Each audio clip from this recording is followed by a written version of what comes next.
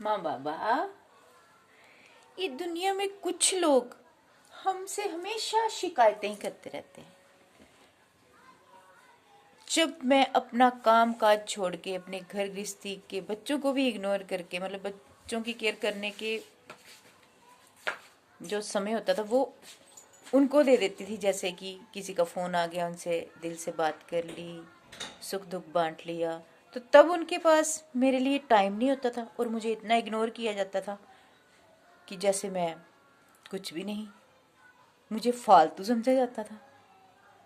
और अगर मैं अपने दुख दर्द सुनाती थी, पूछते थे कोई तो मुझे पखंडी कहा जाता था या झूठा कहा जाता था, या अपनी ही हिसाब से सोच बना लेते थे लोग। कई तरह से किस तरह की सोच बनाते थे रब भी जाने। और अगर बातें करे इंसान, अपने दुख दर्द सुनाए, तो उसे पखंडी कहा जाता है, या बातूनी कहा जाता है, या लालची कहा जाता है। और अब अगर मैं खामोश हो गई हूँ, क्योंकि मैंने देख ली है दुनियादारी, मेरा किसी से बात करने का टाइम भी नहीं मिलता और मन भी नहीं करता, तो माँ बाबा मेरी खामोशी को घमंड समझा जाता है। अगर बात करने को टाइम नहीं है, बच्चे की केयर करनी है, घर के काम काज करने, अकेली हूँ, तो इस बात को कोई नहीं समझता। बस बातें ना करो तो घमंडी, बातें करके अपने दुख सुनाओ तो पखंडी बोल देते हैं। क्या करें माँ बाबा, मुझे ऐसे लोगों से बचा लो, जो ऐसे मुट्ठी भर लोग हैं ना, जो मेरी जिंदगी में ऐसे, उनको मतलब उनसे, उनकी लाइफ से मुझे दूर कर दो। वो जहाँ हैं खुश रहें अपनी लाइफ में, मैं उनकी लाइफ में दोबारा नहीं जाना चाहती। जिनको मुझसे हमेशा शिकायतें रहीं, चाहे कितने भी खून के रिश्ते हों, कोई भी हों, हमेशा उनको शिकायतें रही कि मैं उनका सुख दुख नहीं बांटती, यहाँ तक कि अपने खून की आय के एक बूंद भी निचोड़ के दी थी, चाहे वो मेरी अपनी बेटी ही क्यों ना हो।